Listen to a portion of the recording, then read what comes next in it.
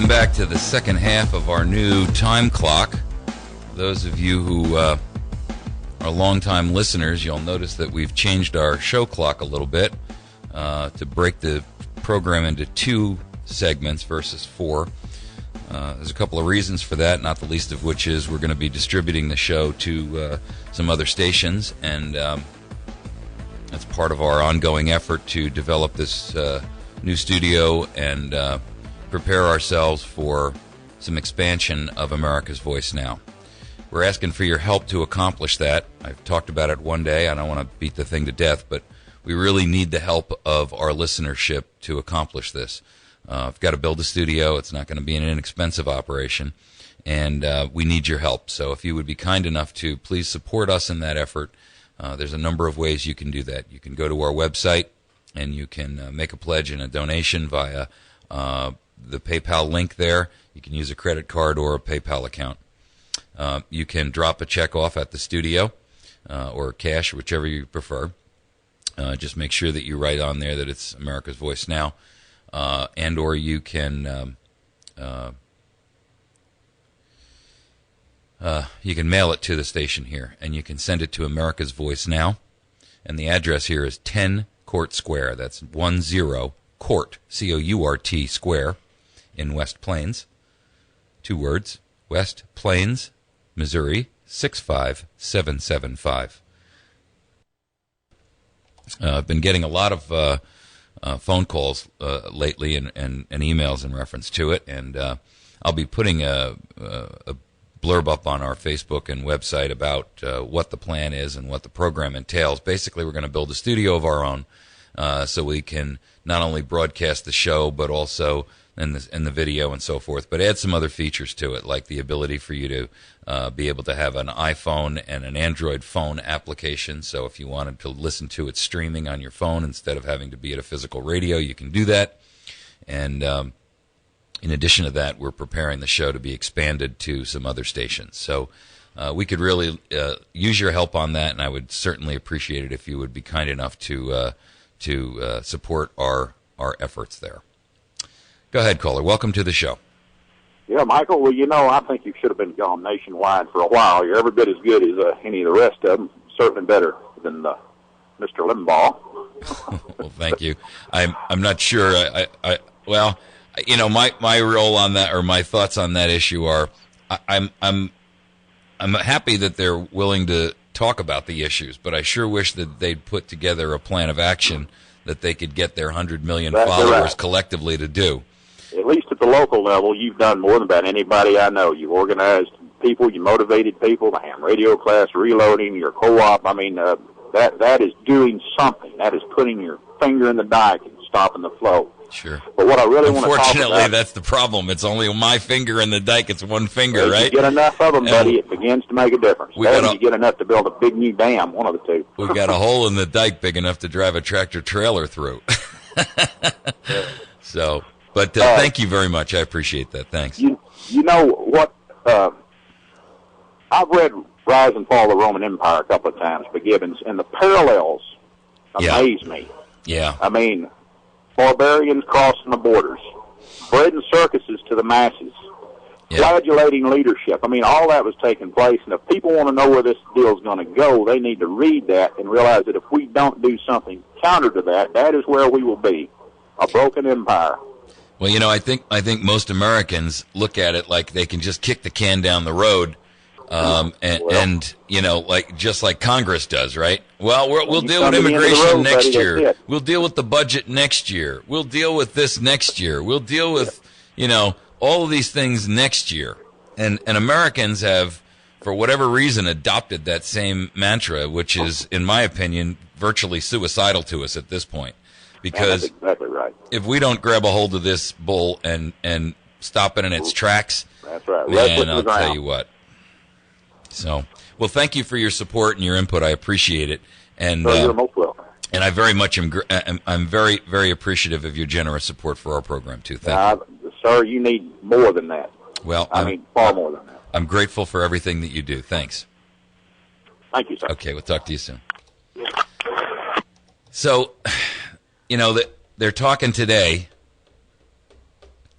about Eric Cantor in the House preparing a DREAM Act variant of the immigration law for the House to vote on in parallel with the Senate. You know, I've done a bunch of shows on the Senate bill, the unbelievable abuses of power, the complete violation of the rule of law, the betrayal of the American people, the waste of our money, the imbalance that it will create in so many areas in our country, including the electorate, including health care, including resources. I mean, it's just beyond comprehension that the Senate could actually sign a bill like that and Republicans would agree to it. But everybody says, well, the House will never agree to that, so we're safe. Oh, really? So, House Majority Leader Eric Cantor and Judiciary Committee Chairman Bob Goodlatte are drafting legislation to provide a path to citizenship for immigrant children who were brought to the U.S. illegally by their parents. This is the DREAM Act by the conservatives. That's why I never want to label myself as a conservative, because I'm not a conservative. That might be what you would call a conservative, however they want to verbicidally twist that word. But let me tell you what I am. Let me tell you what you are. We're not conservatives. We're patriots, and there's a big difference. A big difference. I'm no conservative. Conservative means to conserve the status quo, and I don't want to conserve 1 ounce of this. I want to empty this bucket out, and I want to start it over properly on a constitutional foundation and a rule of law and individuals who recognize and honor the rule of law instead of betraying us at every turn. That's what I want. So I'm no conservative. I'm not going to conserve any of the past 150 years worth of treasons that have been poured down our throats. What I'm interested in is patriotic Americans who are willing to stand up and say, we're going to take this nation back, and we're going to do it in a massive, peaceful, civil, disobedient fashion, and we're going to refashion this thing back into the constitutional republic that it was meant, designed, and enacted upon. That's what we need, folks. We don't need any conservative principles. We need patriots. People willing to stand up and take the fight to them in whatever form that ultimately takes. Go ahead, caller. Yes, Mike. I just listened at the bottom of the hour of the news from Fox. Yes. This is not a comment, and it's not a question. It's just a state of confusion. They're saying that Hillary Clinton's getting $200,000 per clip for her speeches, and that last year her husband made $17 million at the same rate. Yeah. And she's wanting to run for president. Why is she not being charged with treason just like the rest of these people with Benghazi? Because we can't get anybody in the House and the Senate to do the job right. To initiate it? We can't. They won't do it. They won't even investigate him, and they've got the proof from that Michael Zillow stuff. I mean, I watched it. I saw it myself. It's been shown to Congress. They know about it. They're just refusing to take any action. And the risk of her becoming president is so prevalent. I mean, they refuse. They refuse to look into the current president. I mean, you know, and there are constitutional people out there that will argue with you that we can't even impeach him because he's not a lawful president in the first place. He's not even a legal citizen. Oh, we can treason him. Well, that's what I read this morning in that. Yeah, I heard that. In that letter I wrote. Yeah. Because I mean, this is just so insane at this point. I don't know how much further we can let this go on, and we obviously have a great risk of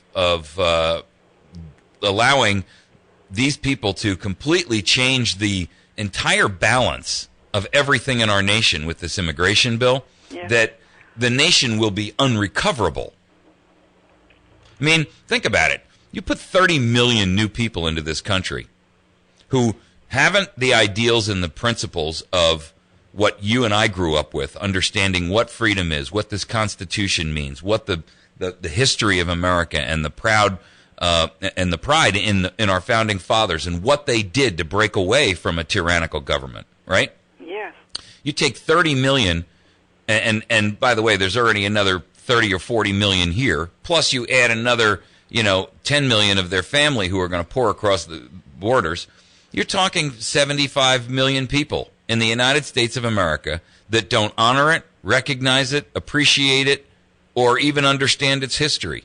So how can they possibly be, how can they possibly be cognizant of what it's supposed to be like, what they're supposed to do as citizens, to recognize it, to preserve it? They don't even have any clue. They weren't here, and they didn't grow up with it. But now when you're talking, 50 or 75 million people, you're talking about such a significant voting bloc that we're going to end up just like where they came from. Well, we have a double job because a lot of them were raised here, don't get it either. Well, and on top of that, almost all of them have come here because they've left tyranny behind somewhere else. Yeah. And now they're going to impose that same level of tyranny upon us by voting in the same people they ran away from. I mean, look at Mexico. Mexico has never been a country to operate under the rule of law. Not in the last hundreds of years of history. It's always been one dictatorship or one socialist after another, or a military junta. They don't have a republic down there. They may call it a republican name, but they don't have a republic. And look at the folks that are coming here from foreign nations to become citizens here. And they come over here on visas. Don't forget, half the immigration problem is not south of the border. Half the immigration problem is visas overstayed, right? So they come here from their oppressive countries in Asia and India. And they come here from repressive cultures in Europe and Africa. And then they overstay.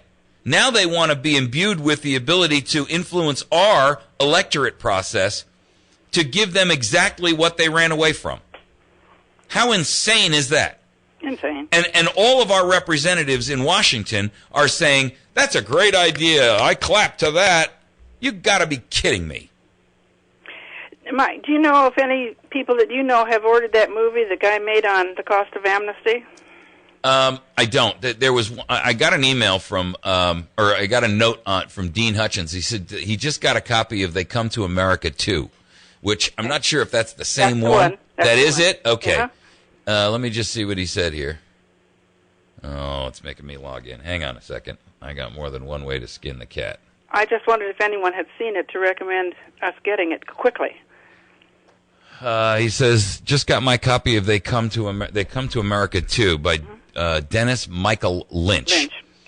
Gave one to my neighbor, then watched it from start to finish. It's a great production. If you haven't seen it, then you need to get your hands on a copy.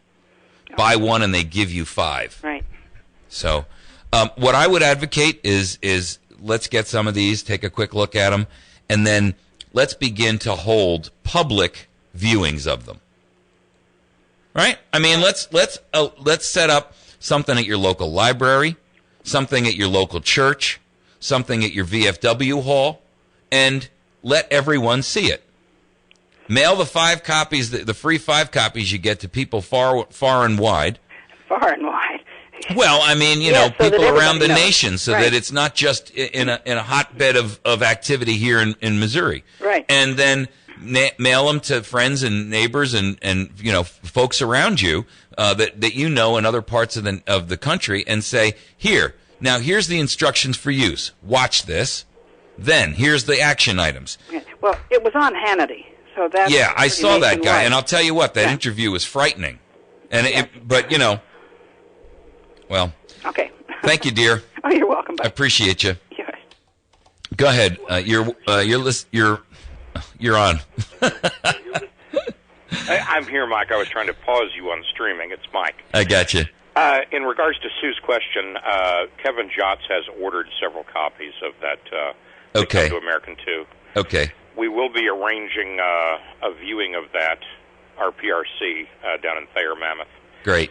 And having a discussion of the the film at our next meeting next month. Well, let's get some copies made or bought or whatever. And I mean, if you buy one and they're giving you 5, obviously they're not too interested in whether or not I'm sure you're not going to get whacked for a copyright as long as you're showing it publicly.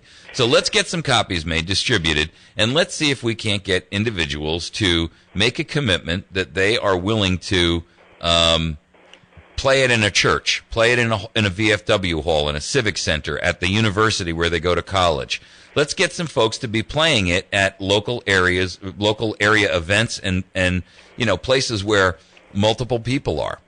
That's the plan. And I mean, churches is a perfect built-in community action center, right? Yes.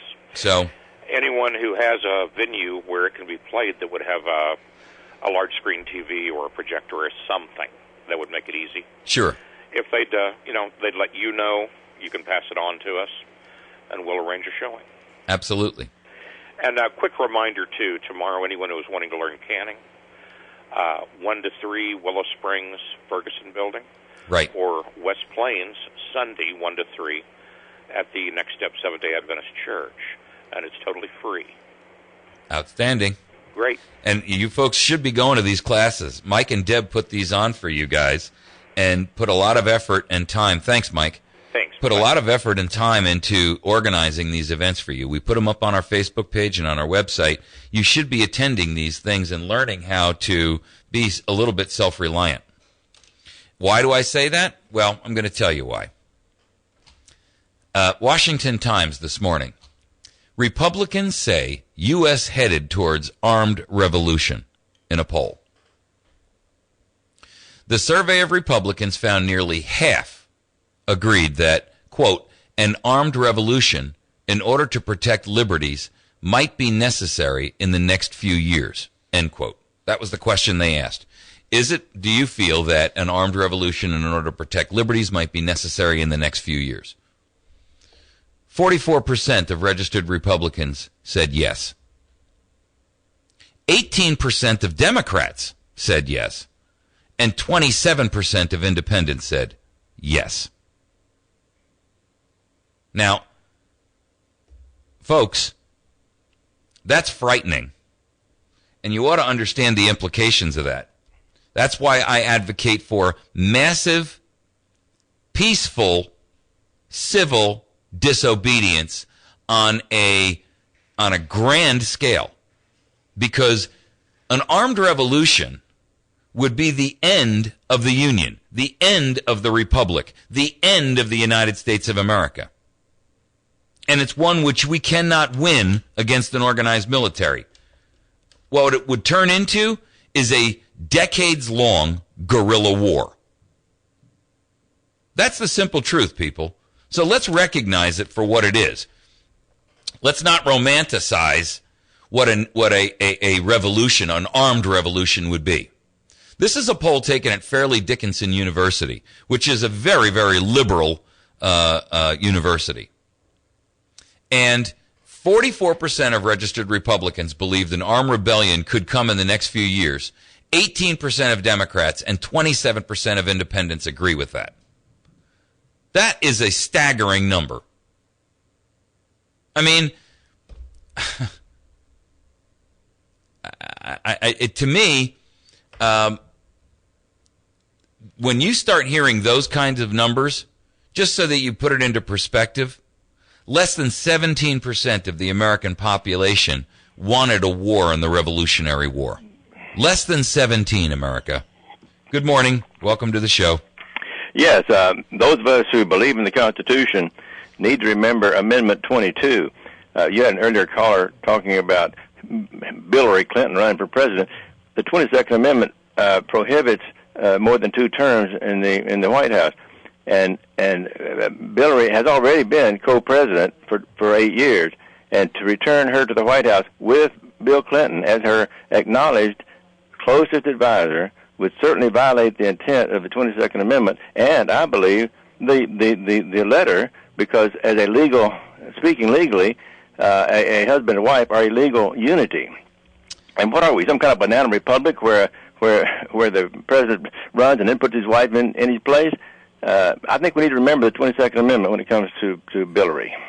I don't think the 22nd Amendment would give us the legal ground and framework to stop that. I don't disagree with what you're saying about the whole concept of Hillary becoming president. But I don't think the 22nd Amendment would give you and give us enough legal cause to say she can't do that. And I can tell you right now that the Supreme Court, as completely immersed in the progressive mentality as they are at this point, and as corrupted and compromised as they are, you cannot count on them to uphold or preserve the rule of law. In fact, I'm willing to bet that when Obama tries to run for his third term, that they will acquiesce to that in some way. Well, So my point is this. The best solution we have is to wake up as many Americans as we can, so that if we get to the point where I'll be honest, you've heard me say this before, I'm going to say it again, I don't think we're going to make 2016. At the rate and the pace that we're at now, folks, can you imagine 3 more years of this? I mean, ask yourself that question in the mirror.